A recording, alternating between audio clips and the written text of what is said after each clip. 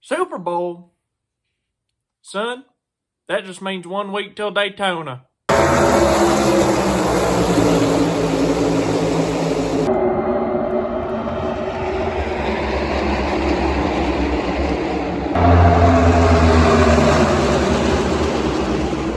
Okay, I didn't have a cowboy hat and I didn't want to go get grass, so we improvised. Let's get back. There we go. That's more like it.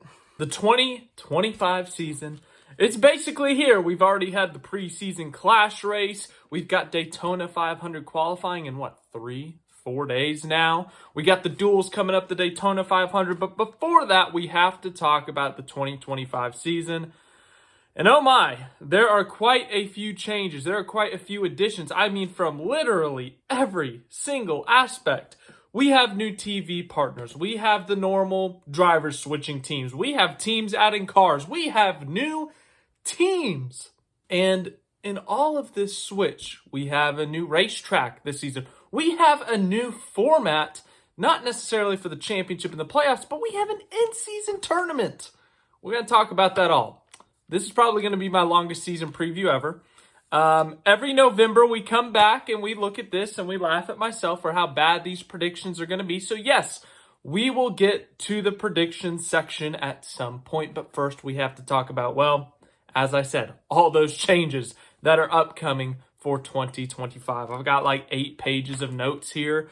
As I said, my predictions are in here. My championship hat is over there. I made my pick in November once again, so I didn't forget to get a hat this year.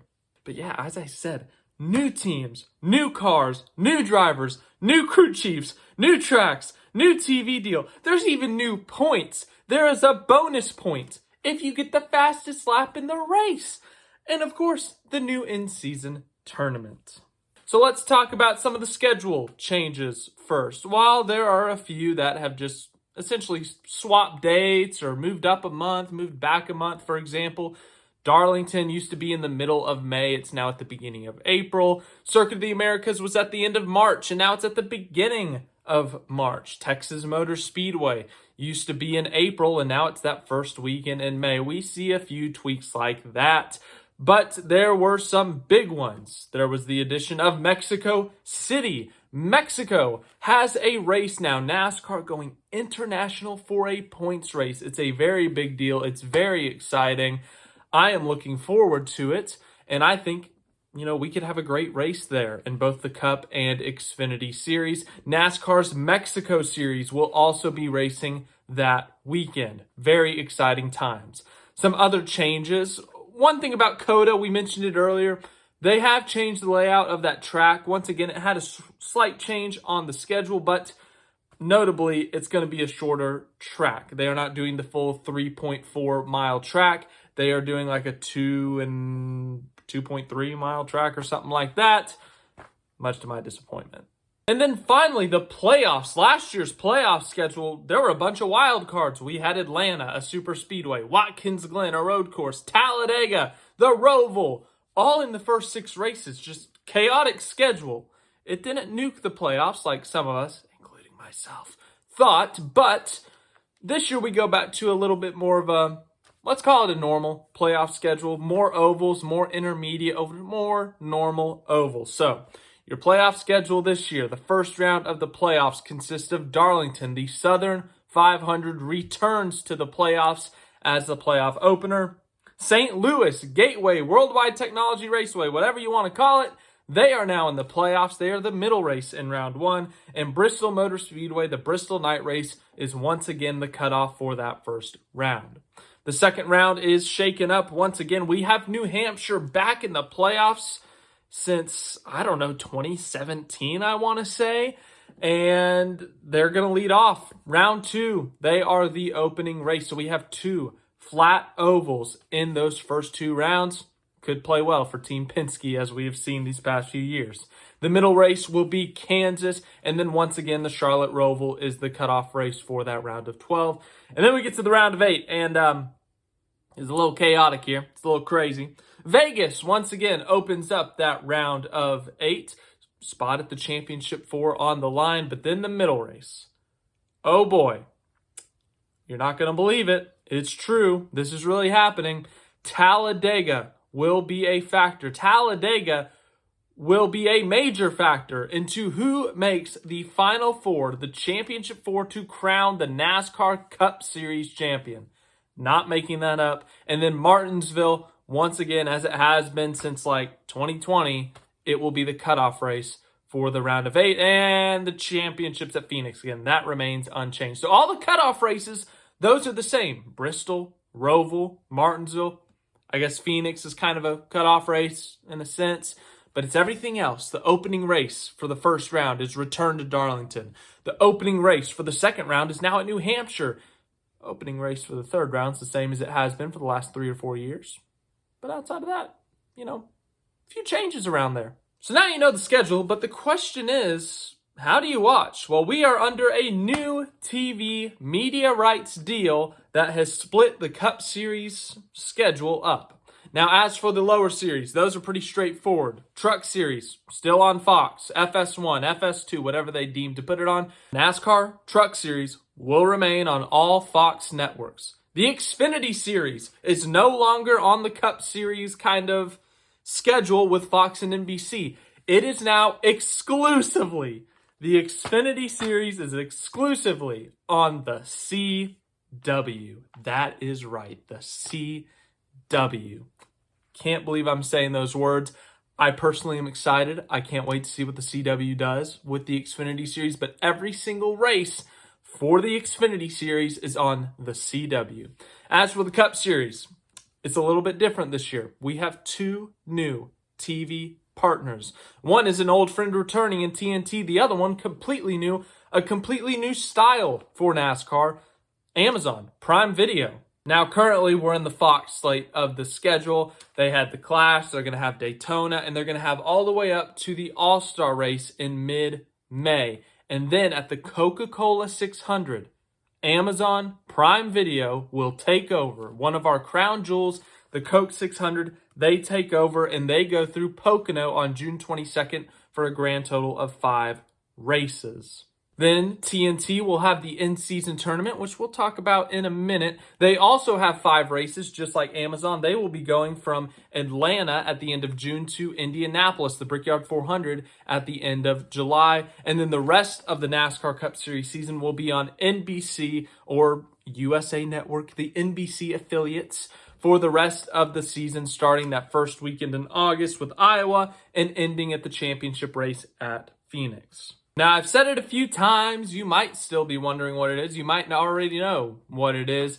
The in-season tournament. For the first time in NASCAR history, we have an in-season tournament. It's kind of like March Madness, but for NASCAR, where it's about a 5-week period, March Madness, but we start with 32 drivers, and those 32 drivers are going to be seeded in the 3 races prior to the actual in-season tournament. So that will be at Michigan, Mexico, and Pocono. So that will determine the seeding, whether you're the first seed, the 32nd, the 23rd, or the 6th, or any other number I did not mention. But anyways, that's how they're going to seed this in-season tournament, and it's pretty straightforward. You beat who you're up against. If it's Denny Hamlin versus Riley Herbst, whoever finishes higher advances. It doesn't matter if they go 1-2 at Atlanta. It doesn't matter if they go 39-40. Like, whoever finishes higher advances. Now, what are those 5 races going to be? They're going to be held at Atlanta, Chicago, Sonoma, Dover, and the champion will be crowned at the Indianapolis Motor Speedway for the Brickyard 400. The winner of this in-season tournament gets a grand total of $1 million. That's a lot of money. $1 million to the winner who advances. I've got no idea what to expect. I don't think it'll be straightforward because we have a super speedway, 2 road courses, and then Indianapolis closes it off. So I don't think it'll be straightforward. You may look at this and you may just go, Kyle Larson. Let's go Kyle Larson. But Kyle Larson's not a great super speedway racer, and that opening race is at a super speedway. Just saying. Like, a lot of heavy favorites or some of the big names may be picked to win this tournament, but we don't know what's going to happen. It's one race. Who knows? You could lose to one guy. Anything could happen, but it's an in-season tournament. It has no effect on the championship. It's fun, it's exciting, it's different, and the winner gets $1 million. How could you not love it? Now let's go to some of the changes in the NASCAR Cup Series in 2025, and I'm talking teams, crew chiefs, drivers, whatever it is, we're going to talk about it. So we have some new teams. It's a little bit confusing because these teams kind of existed before. It's not like 2311 in Trackhouse where they just popped up out of nowhere, bought some teams' old facilities, and they got rolling. This is different. This is Haas Factory Team and Hayek. Once again, I don't know if I'm pronouncing that right. Motorsports. Now, Haas Factory Team, I'm going to determine that they are a brand new team because it used to be Stewart Haas Racing. Tony Stewart and Gene Haas sold Stewart Haas, or they shut down Stewart Haas Racing. They sold 3 of those charters, but Gene Haas opted to keep one of those charters and build the Haas Factory Team. It's a single-car Cup team, a 2-car Xfinity Series team, and they will be operating with only Gene Haas as the owner, some of the same people from Stewart Haas, but also some new people, some different people. But it's different. It's a different team, different management, or different ownership, I should say, because Tony Stewart's not there, so I'd say that's a new team. And then it's Hayek Motorsports is kind of the same deal because the ownership group changed at JTG Doherty Racing, and the new ownership wanted a new name, so they went with Hayek, which I think it means something in Japanese. I can't remember, but they wanted to change. They wanted to rebrand. It's still the number 47. Ricky Stenhouse Jr. is still the driver, and as I said, it's basically the same. So Cole Custer in the 41 at Haas Factory Team. Ricky Stenhouse Jr. still in the 47, but it's just Hayek Motorsports now. And then we have brand new cars. We have teams that have expanded. They bought those Stewart Haas charters, or they bought someone else's charters, I guess.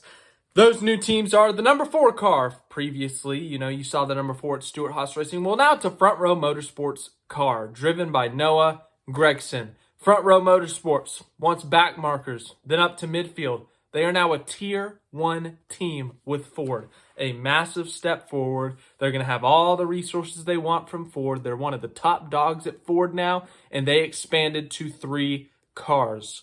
Todd Gilliland in the 34, 38 of Zane Smith, who we'll talk about in a minute, and now the number 4 of Noah Gragson. 2311, they have expanded once again. Started out as a single-car team, moved to 2 cars when they added the 45, and now they have a 3rd car, the number 35. That will be driven by Riley Herbst. Herbst will make his rookie season debut in the NASCAR Cup Series for 2311. Same thing for Shane Van Gisbergen and Trackhouse Racing. Trackhouse, just like 2311, started out as a single-car team, very quickly moved to a 2-car team, and in the same year, they are both adding a 3rd car. This 3rd car will be number 88. Shane Van Gisbergen, the New Zealand driver, will make his Cup Series rookie season debut, just like Herbst. That is your Rookie of the Year battle, in fact. So, fun. And then the other expansion car is RFK. They have the number 60 car that will be driven by veteran driver Ryan Preece, who has previously been at JTG Doherty, now Hayek Motorsports. He is also driven for Stewart Haas Racing in the Cup Series. Well, he now moves over to RFK Racing for Ford and all of them.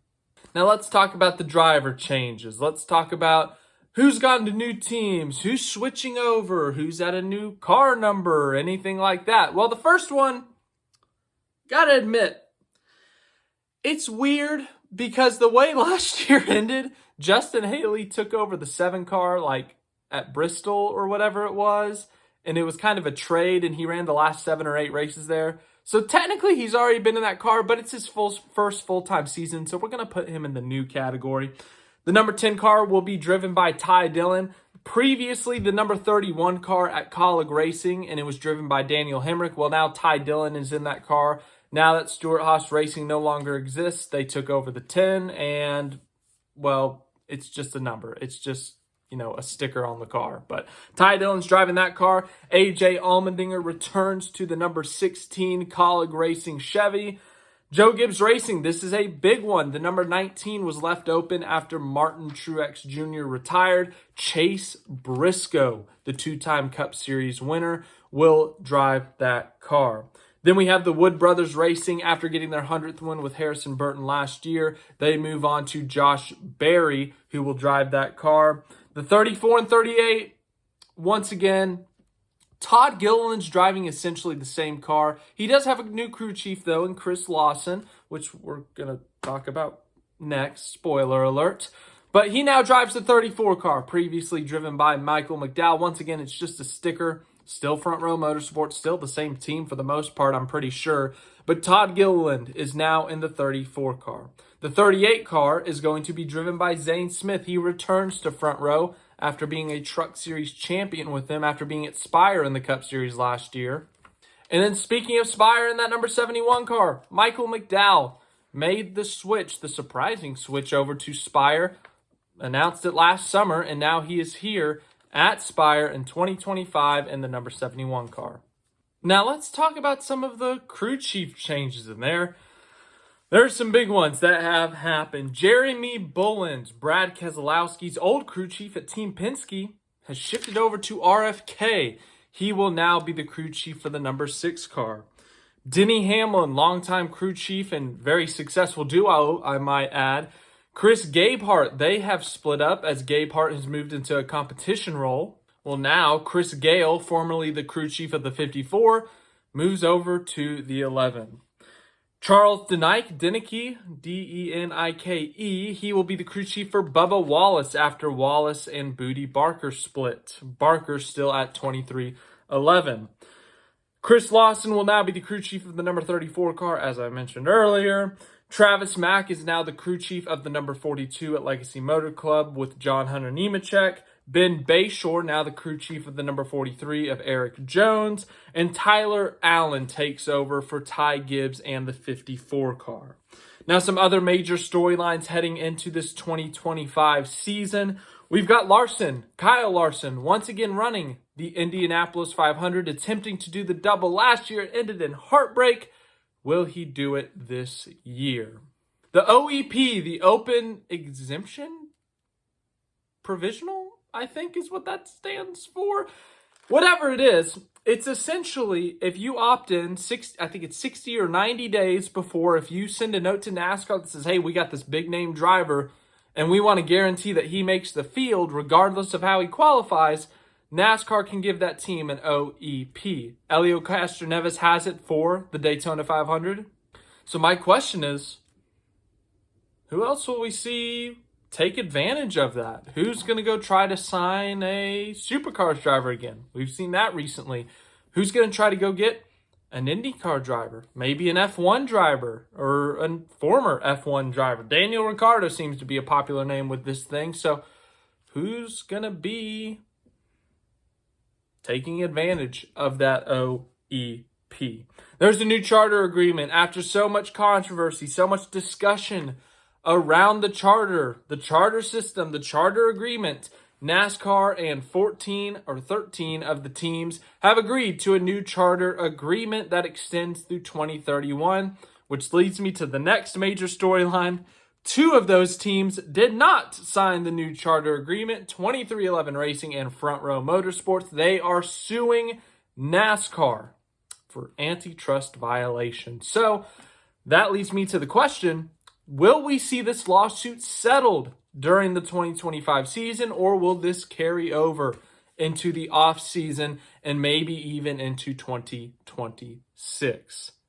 Just a question. And then finally, the last major storyline. I think it's a major storyline every single year, regardless of who it is. That is the championship defense. Joey Logano defending his championship, trying to win a 4th championship. And on top of that, no one has ever won back-to-back championships in this elimination format. Joey Logano looking to become the first. And now we are here. We talked about the major storylines. We've talked about the changes. We've talked about some of the big things happening in NASCAR this season. Well, let's make some predictions, shall we? I want to hear your predictions. Let me know in the comments what your predictions are. we have a bold prediction video on Wednesday where I read your bold predictions, and that is going to be exciting. So let's go into my bold predictions. And yeah, there are going to be some horrid ones. Let's start off with my hat. Texas Motor Speedway, okay? That race will not be run on Sunday. All right, they moved that race into May. Last year, I'm from Texas. I'm from the DFW area where Texas Motor Speedway is. I swear, it rained so much in May last year. So now that the race is in May, I'm just convinced. I'm sold. We're going to have a Monday race or Tuesday. It's been 5 years since that infamous missed race in the fall of 2020. So yeah, we're going to have a rain-delayed Texas race for the first time since 2020. And another bold prediction, this also has to do with Texas Motor Speedway. Oh boy, you guys aren't ready for this one. The race at Texas in May, it will be considered at the end of the season a top 5 race of the year by the majority of fans. Texas Motor Speedway as a racetrack, it had some rough ones at the beginning of the reconfiguration. I will give you that. But the last 2 races have actually been kind of good, if you ask me. Varying strategies. You can pass. You can run side by side a little bit more. The bumps are a little unpredictable in 3 and 4. But outside of that, we've had some good racing at Texas for the first time since the old track. So one of my bold predictions, Texas is going to put on a heater of a race. Next up, and this kind of plays into my playoff predictions, we will see 15 or more regular season winners. If this ends up being correct, my playoff bracket will more than likely be in shambles. But we have come oh so close to it. Like every year in the next gen car, I think we've had 13 plus. We get like 13 or 14, so 2 spots, 3 spots for points. But we have not quite gotten to 15 or 16 where only one car makes it on points or only no cars make it on points. We have yet to see 16. I'm not quite ready to declare or to, predict 16. So I'm going to go with 15 plus. And then another one, gut feeling. It worked for me last year with Truex. This is Austin Dillon's last year in the 3. Last year we saw a Bass Pro Shops driver retire. This year will be Austin Dillon's last year in the RCR number 3. He will move to a management role at RCR. He has a great mind for the sport. He has made some great moves, and he's not even in management yet in terms of recruiting Kyle Busch. I think that suits him really well. I think he'll do a great job. His Cup Series driving career, though, it will come to an end at the end of 2025. Now let's make some other predictions. Every year we predict 4 to 5 races, maybe 6 or 7, depending on what happens with the schedule. But we predict the majors, the crown jewels, and any new track. So let's talk about the new track first. Mexico, a new road course. I was very tempted to pick Daniel Suarez here. I am a sucker for a sentimental pick, for an exciting story, a heartwarming story. And boy, I don't want to say this out loud, but if they rig the race for Daniel Suarez, I'll be pretty happy because that's just such a cool story. Anyways, I'm not picking Suarez. I'm going to go against my sentimental, heartwarming pick, heartwarming story, that the winner that everyone would love. Everyone, I think, wants to see Daniel Suarez win at Mexico, but it's a new road course. And last time we saw a new road course, we saw this guy win in, at the time, shocking fashion. It would not come as a shock this time. I think Shane Van Gisbergen wins at Mexico. So I guess that's spoiler for my playoff picks. But I think SVG wins Mexico. It's a new road course. It's going to take some guys time to get used to. He has the most road experience of anyone, I would say. So, yeah, we saw how close he got in the Collin car last year. Well, he's in a Trackhouse car. Going with SVG for Mexico. Daytona on Monday. For the Monday after, I picked Brad Keselowski. I'm changing that pick. Team Penske released a paint scheme. I think it's beautiful. One of the best Shell Pennzoil paint schemes we've seen. Looks very similar to Joseph Newgarden's Indianapolis 500 winning paint scheme. I'm going to go with Joey Logano. I think he wins his second Daytona 500. He won the first in 2015. He wins his second in 2025. Years that end in 5 bode well for Joey Logano in the 500. I'm going to go with that logic. The Coke 600 has been a place for first career wins. We saw it with Jeff Gordon back in 1994. We saw it with David Rudiman in 2009, baby. We're going to see another first-time winner in this race, and it's going to be Ty Gibbs. Ty Gibbs gets his first career win at the Coca-Cola 600. Now we go to the Brickyard 400. Not a lot of logic here. I just thought he did really good in the first 30 laps last year. Chase Elliott, once again, not a lot of logic there.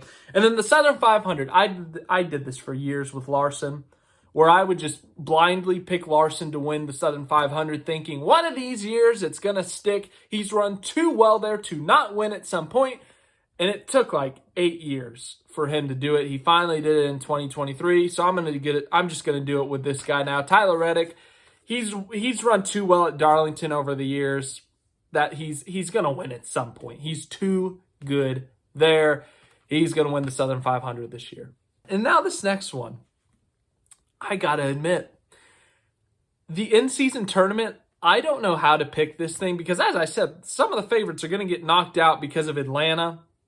And then you got the unpredictability of the road courses, like some Cup Series champions, some future Hall of Famers. They are great at intermediate, short tracks, super speedways, but then they struggle a little bit on the road courses, like, for example, Hamlin and Logano.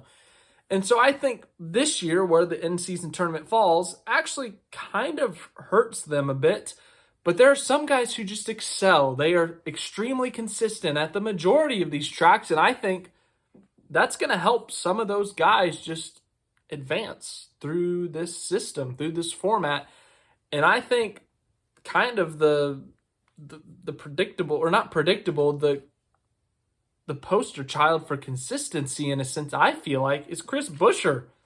I'm just going to go with Chris Buescher here. Prosper, Texas' own. No logic. This is a blind throwing on a dartboard. I don't know what I'm doing. We're going with Chris Buescher. And now what you all came here for. The NASCAR Cup Series playoffs. 16 spots. 36 drivers this year. We have 36 full-time drivers. 20 guys will not make the playoffs. I guess that's technically how it always is, but we're doing a different category system this year. The last 2 years, I have had my no way they missed the playoffs category, and then last year, Kyle Busch and Chastain missed. The year before, Elliott and Bowman missed, and I looked like a fool. We're not using that terminology this year. I'm going to have my confidence section. I'll have my bubble section. And then I'll have my must-win, you got to win at some point section. So my confidence section. This is the section that I think these guys can win each and every week, whether it's a super speedway, an intermediate, a short track, or even a road course. I think these guys can go out and win each and every week. These guys should win a race at some point this season. And if they don't, and if I'm wrong on the 15-plus winners, they'll make it in the playoffs with ease. Those guys are Ryan Blaney, Kyle Larson, Chase Elliott, William Byron, Alex Bowman, Denny Hamlin, Chase Briscoe, Christopher Bell, Tyler Reddick, and Ross Chastain.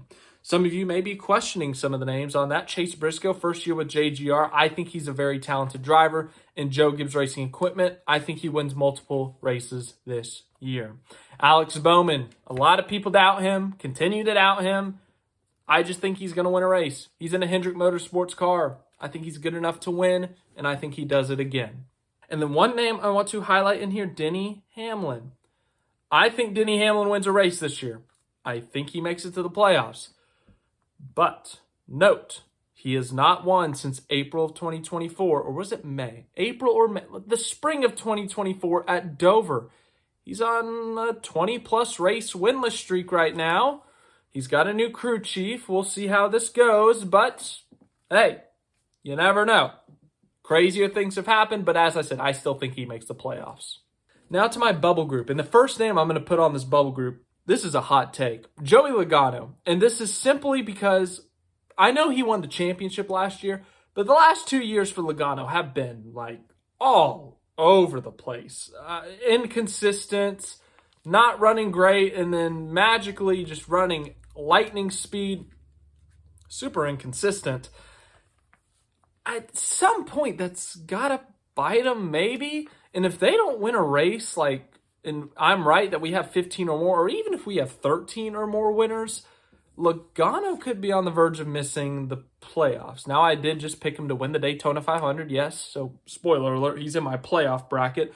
But if he doesn't win a race, I think there is the possibility that Joey Logano misses the playoffs. But once again, he's one of my bubble guys in, spoiler alert. My other guys on the bubble that I think could, obviously they could win their way in, but also I think that they could point their way in if there were 4 or 5 spots for points, guys. So this will essentially, I think this will be kind of your 12th to 23rd in the points maybe, or 25th. I don't have a hard number. But that list includes Joey Logano, Austin Cindric, Noah Gragson, Brad Keselowski, Justin Haley, Chris Buescher, Bubba Wallace, Todd Gilliland, Ryan Preece, Michael McDowell, Carson Hocevar, Daniel Suarez, Kyle Busch, and Ty Gibbs. There's a lot to process with that list because we see big names like Joey Logano and Kyle Busch in there. We see big teams like Joe Gibbs Racing with Ty Gibbs, Bubba Wallace with 2311, and we even see the FRM guys in there. So, and another team to note is Spire. Spire is on the rise. They have been ascending the last 3 to 4 years, and to the point, a lot of people are putting Spire in the playoffs, whether it's McDowell, Hocevar, or Haley. All 3 guys. You could make an argument for any one of those guys in the playoffs. I would for sure listen to it. I would argue that Hocevar has the most raw, straight-up talent out of the group in terms of drivers, and that's not a knock on Haley or McDowell because those two are also extremely talented drivers. I would argue that the 7 team is the most complete team. You got a young, solid, now in a sense veteran driver in Justin Haley, and you got Rodney Childers, one of the best crew chiefs in the business, atop the pit box.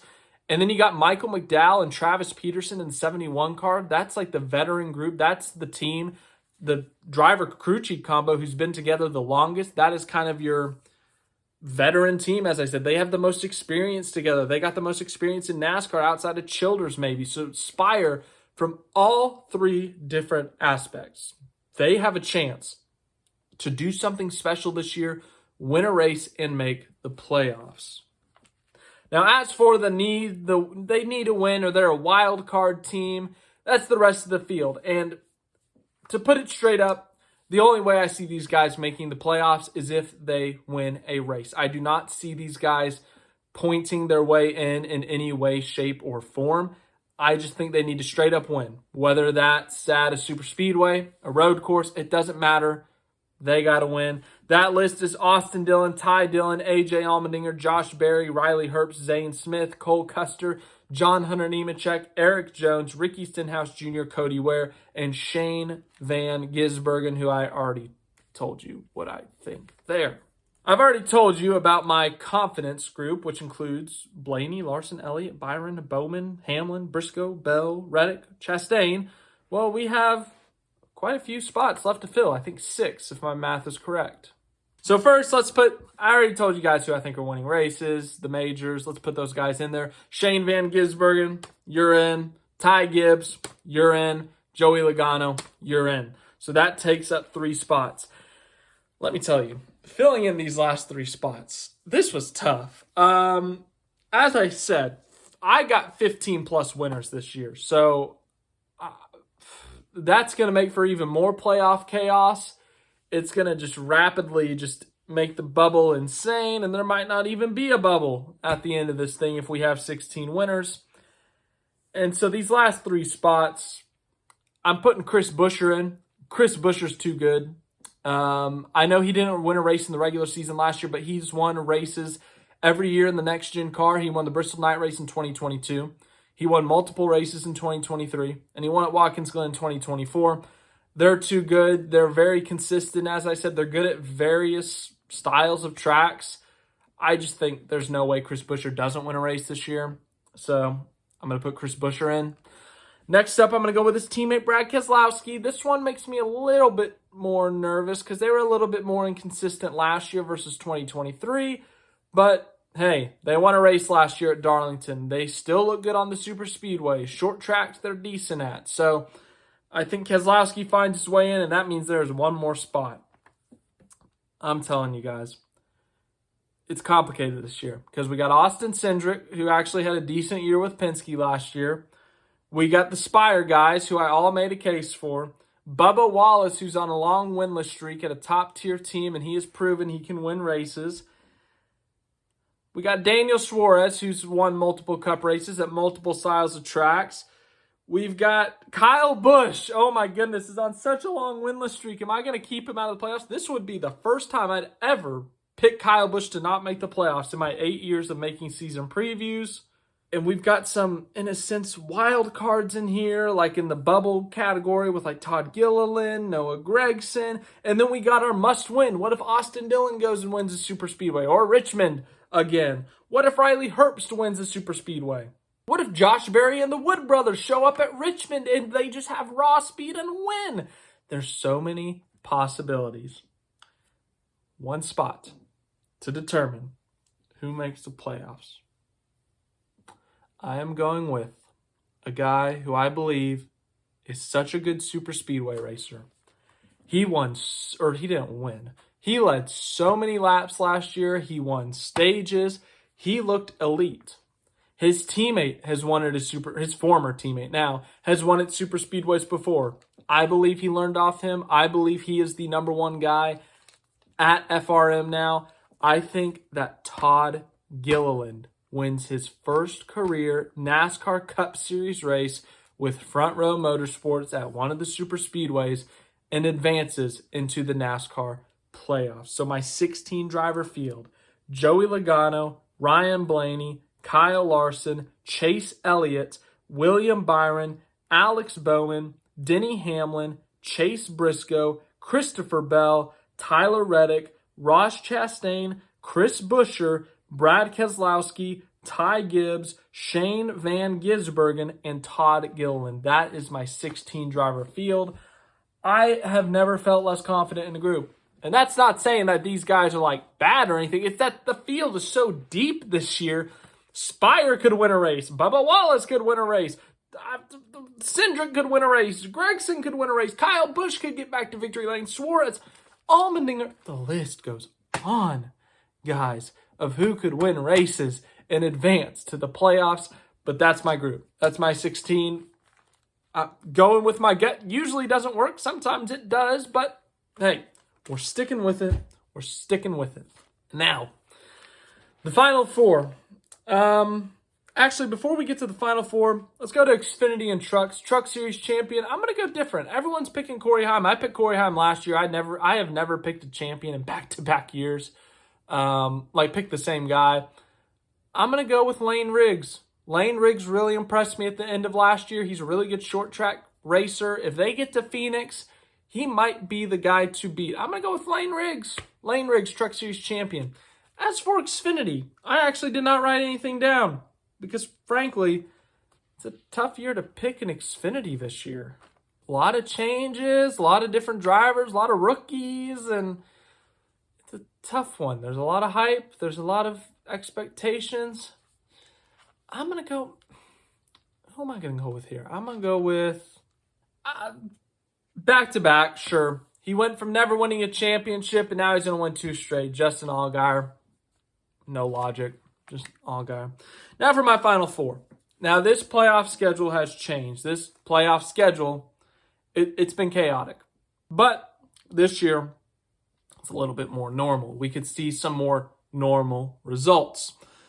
So, with that being said, my final four. Remember that round of 8 is Vegas, Talladega, and Martinsville. So you're assuming these 4 guys are going to get to the round of 8. Well, they kind of have to. I'm going to go with Chase Elliott. He makes his first Final Four appearance since 2022.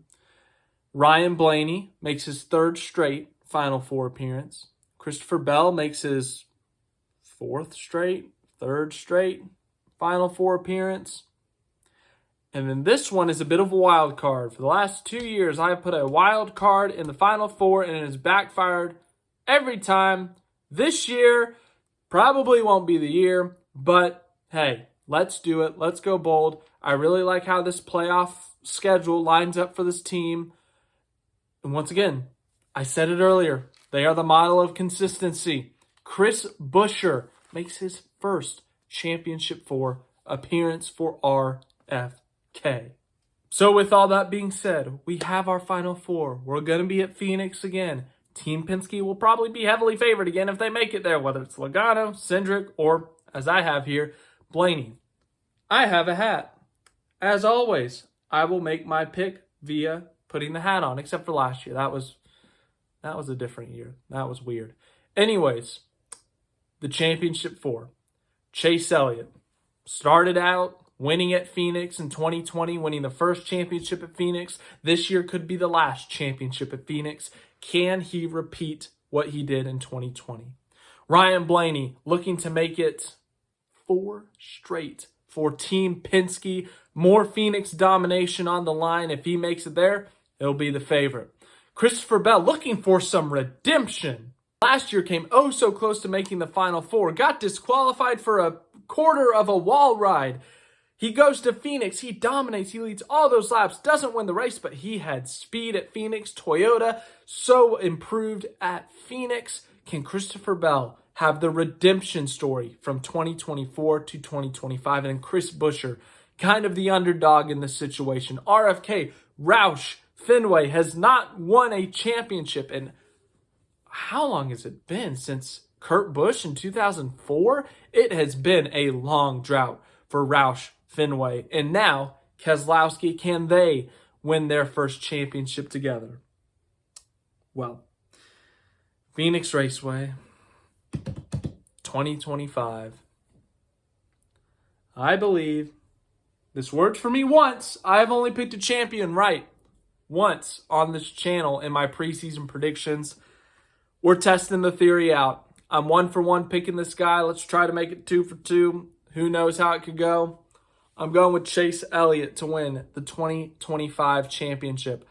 I really liked how that team closed out last year, and I am so upset that they won the Clash because I had that championship pick in my head since November. I probably should have written down and taken a picture to show you I'm not overreacting to a preseason race, but I was so mad because I was like, man, everyone's going to think I'm overreacting to a preseason race. Well, no, I'm overreacting to the last 4 races of 2024. Elliott led laps at Phoenix. He led a ton of laps at Martinsville, led a ton of laps at Homestead, and he had top 5 speed at Vegas before ultimately being crashed out.